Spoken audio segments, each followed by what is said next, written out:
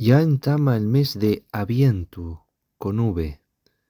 No confundir con Advientu, el tiempo litúrgico. En este 12º mes del año tenemos un montón de refranes. Entamamos con Aita Abiento con les fiestas dientro. Ahí está diciembre con las fiestas dentro. Naturalmente en referencia al Adviento, que da nombre a una de las denominaciones de este mes en asturiano. Con todo, la Navidad, como tal, no es una fiesta especialmente arraigada en la tradición asturiana, y sí más bien el tránsito al nuevo año, con abundantes reminiscencias paganas vivas hasta el día de hoy.